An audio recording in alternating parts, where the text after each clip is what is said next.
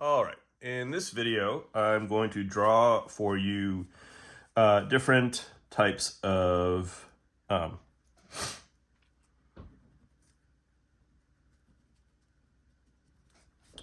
membrane construction in prokaryotes. And I see some very major differences between what we see in the bacteria and what we see in the archaea. There's some very important differences there. It's supposed to be an end parenthesis. Okay. So bacteria have cell membranes that are very much like probably what you remember from your intro bio class, where they will have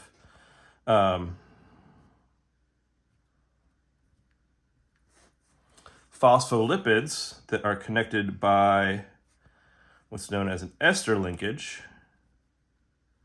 So we've got a fatty acid connected to glycerol, and then kind of a long hydrocarbon chain. How many is that? 1, 2, 3, 4, 5, 6, 7, 8, 9, 10, 11, 12, 13, 14, 15, 16, 17, 18, just as an example. Which, you know, let's see, 1, 2, 3, 4, 5, 6, 7, 8, 9, 10, 18. Oops, okay. Well, just maybe to make it 1, 2, 3, 4, 5, 6. All right, so maybe that's not entirely accurate, showing the unsaturations like that. But here we have got a case where we've got a phospholipid bilayer, so there'll be another one on this side. Let's see, put a phosphate group over here, connected to two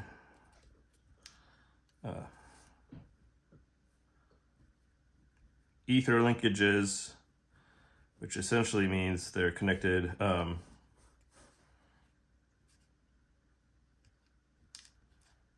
by these carboxyl functional groups.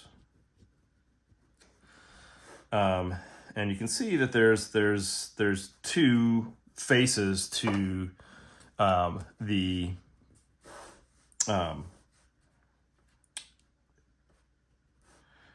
bilayer. 4, 5, 6, 3, 4, 5, 6, like that. That doesn't look right. Anyway, so here you can see I've drawn in a couple of double bonds, carbon-carbon double bonds. And these are unsaturations.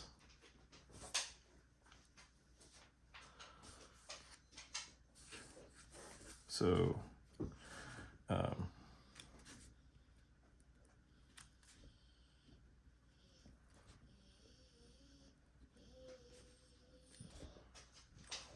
just label that as an unsaturation. And up here we've got an ester linkage.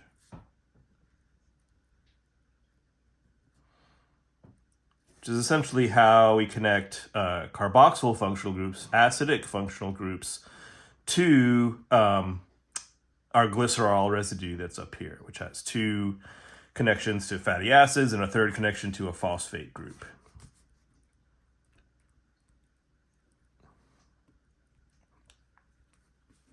Which is what that's supposed to be.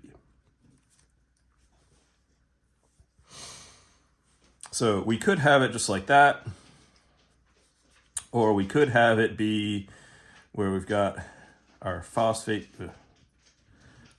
group up there,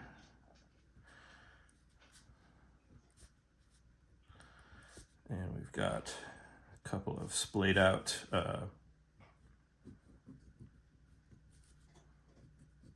fatty acids.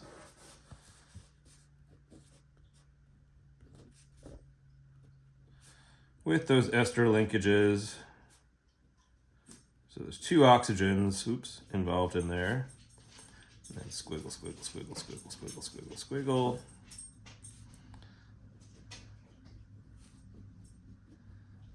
I'm just kind of roughing them in now. So this one here, no carbon-carbon double bonds.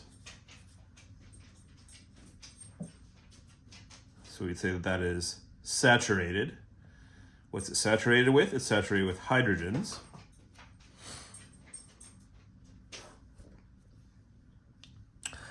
And so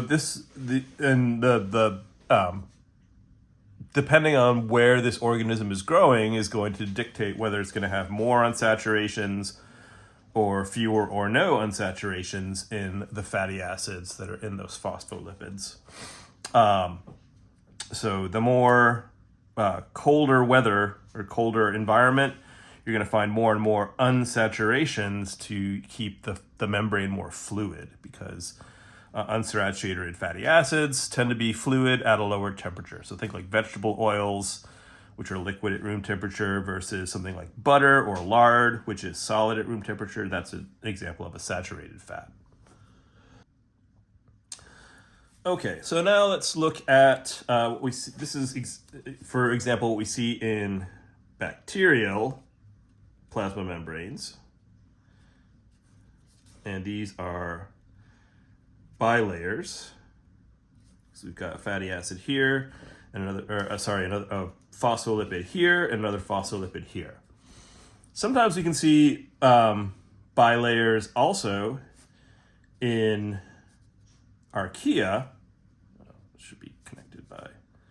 So we've got our glycerol molecule there.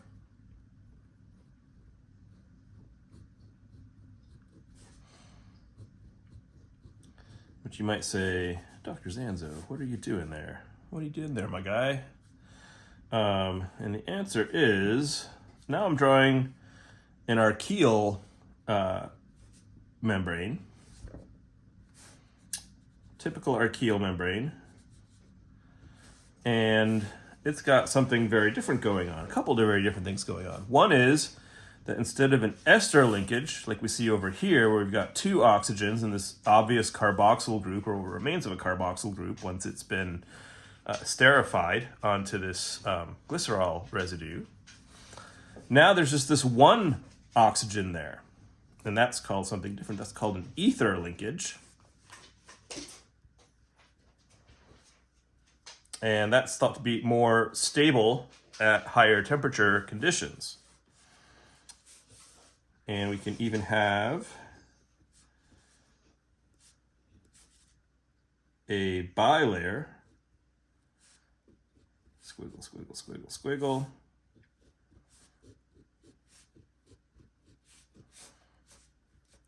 And another thing you'll notice, oops, I don't think this would be every single one. It's supposed to be skipping over them. More like that. Is that they have these branches in their fatty acids. So this would be an example of a saturated and branched bilayer. And so while these are bacterial, now we're over here, I'm getting into what the weirdness that we find within the archaea. So first thing we notice is that we've got ether linkages, not ester linkages, and we've got this branching in the fatty acids that we did not have in the bilayers of bacteria.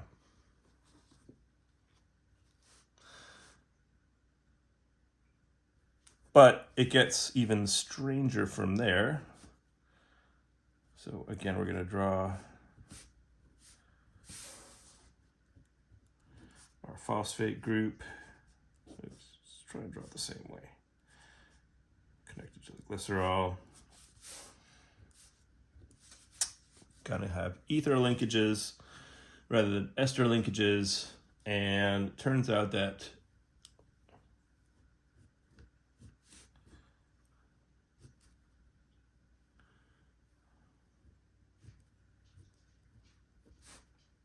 You might think, whoa, whoa, whoa, what's going on there?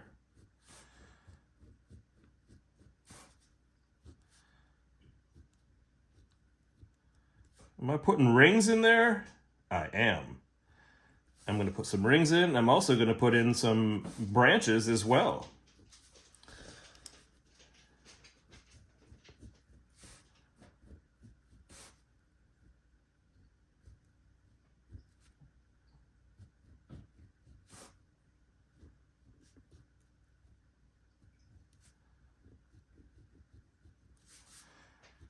So, and then a third thing that's happened, which you may have noticed, is not only am I saturated,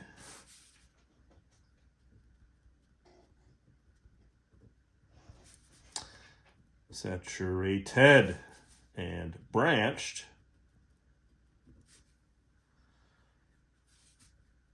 I also have some rings that have formed.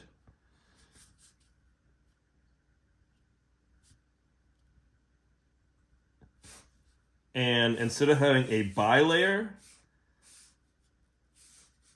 now in this one, we've got monolayers. So there's this gap that we see in here, although poorly represented by me, shame on me. And here, you can see clearly there's a break. So this is one phospholipid, this is a different phospholipid. Same over here, we've got a bilayer. Over here, there's no break. There's no break. And it goes straight across from one side to the other. It forms a monolayer. But you can see that the monolayer has hydrophilic phosphate groups at either end, and then in between, it's this is all one continuous molecule. So just one more I'm going to draw in here. Another one of these weird archaeal types. I'm going to draw in our ether linkages, not ester linkages. Ester linkage, ether linkage. And this time I'm just going to draw. That was not counting. Just kind of being lazy, eyeballing it in there. But you can see, again, we've got a monolayer that is saturated, no rings, but this is saturated and branched. Saturated and branched. And both of these over here are monolayers. So these three over here represent some of the strange twists we can see that are in archaea. These three over here are bilayers, but these two over here are bilayers that have the ester linkages that may be saturated, may be unsaturated, but not branched. So that branching is something that we see is unique to the fatty acids found in the archaea. So how do you like that?